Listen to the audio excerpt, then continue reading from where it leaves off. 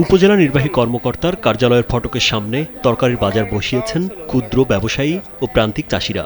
এই বাজারে আলু, ফুলকপি, টমেটো সহ সব ধরনের শাকসবজির পসরা সাজিয়ে বসেছেন দোকানিরা। কম মূল্যে বাজার করার জন্য বিভিন্ন শ্রেণী পেশার মানুষ ভিড় করছেন।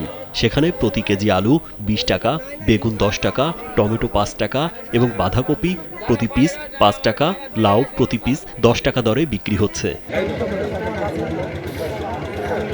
রোববার দুপুরের দিকে নওগাঁর মান্দা উপজেলা নির্বাহী কর্মকর্তার কার্যালয়ের ভেতরে এই অস্থায়ী বাজার বসান ক্ষুদ্র ব্যবসায়ী ও প্রান্তিক চাষিরা। কাঁচা বাজারের সিন্ডিকেটের কালো হাত ভাঙতে ও প্রতিবাদ জানাতেই এই বাজার বসিয়েছেন তারা।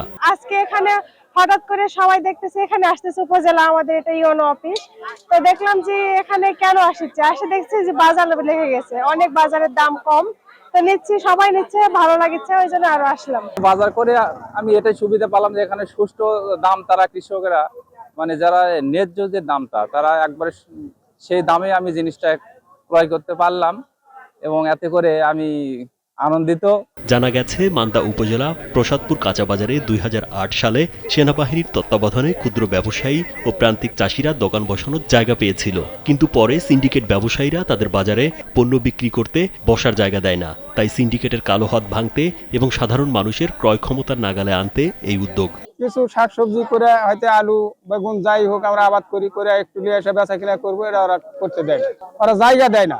এই জায়গা না দেওয়ার জন্য আমরা ইউনো অফিসে আসছি, আমরা দাবি জানাতে যে আমরা একটা সুব্যবস্থা করে দিই। কিছু ওখানে মালিকানা জায়গা আছে, হাটের জায়গা আছে, মালিকের সাথে শেয়ার করে ওখানে আমার এখানে বসতে দেয় না এবং আমাদের তুলে নিয়ে যে জায়গায় বিক্রি হবে না, হাটের একটা নর্দমা এই ধরনের একটা জায়গায় বসতে দেয় যেখানে কাস্টমার যায় না।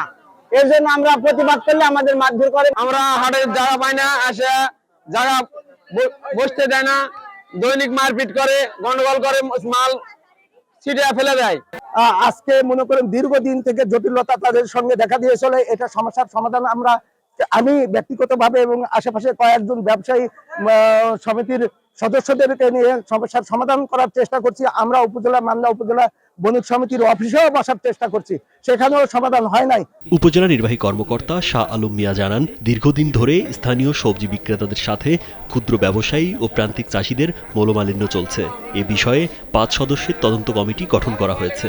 কমিটির প্রতিবেদনের প্রেক্ষিতে ব্যবস্থা নেওয়া হবে বলে জানান তিনি।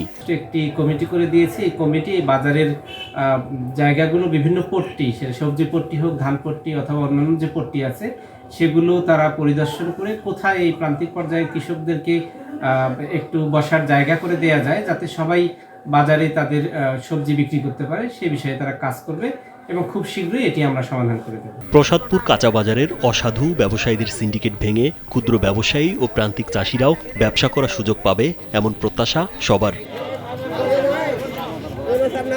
রাজীব বিশ্বাস, কালবেলা।